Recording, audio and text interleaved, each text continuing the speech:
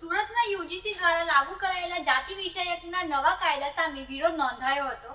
શ્રી સમસ્ત ગુજરાત બ્રહ્મ સમાજ સુરતના નેજા હેઠળ મોટી સંખ્યામાં બ્રાહ્મણ સમાજના લોકો કલેક્ટર કચેરી ખાતે એકત્ર થઈ સરકારના આ નિર્ણય સામે આક્રોશ વ્યક્ત કર્યો હતો।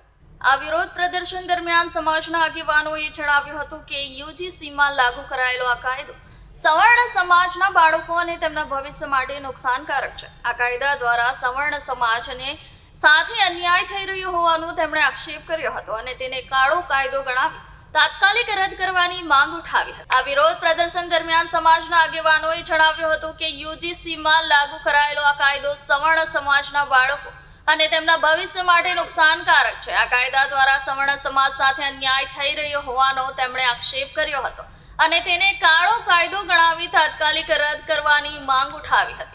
આ વિરોધ દરમિયાન શ્રી સમસ્ત ગુજરાત બ્રહ્મ સમાજ સુરત દ્વારા રાષ્ટ્રપતિના નામે આવેદનપત્ર કલેક્ટર મારફતે પાઠવવામાં આવ્યું હતું। આવેદનમાં યુજીસીના જાતિ વિષયક બિલમાં જરૂરી સુધારા કરવા તેમજ કાયદો સંપૂર્ણપણે રદ કરવા માંગ કરવામાં આવી હતી। શ્રી સમસ્ત ગુજરાત બ્રહ્મ સમાજ સુરતના પ્રમુખ જયદીપ ત્રિવેદીએ જણાવ્યું હતું કે સરકારે યુજીસીમાં આ કાયદો લાગુ કરીને સવર્ણ સમાજ સાથે અન્યાય કર્યો છે। સવર્ણના બાળકોના ભવિષ્ય પર ગંભીર અસર પડે તેવી શક્યતા છે।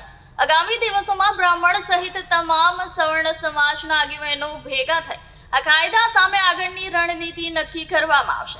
ઉલ્લેખનીય છે કે આ વિરોધ કાર્યક્રમ શાંતિપૂર્ણ રીતે યોજાયો હતો, પરંતુ સમાજમાં આ મુદ્દે ભારે અસંતોષ જોવા મળી રહ્યો છે। આગામી દિવસોમાં આ મુદ્દે વધુ આંદોલન કરવાની ચેતવણી પણ આપવામાં આવી છે। આપનું નામ, આજે કઈ રીતે કલેક્ટર કચેરીએ રજૂઆત લઈને આવ્યા છે?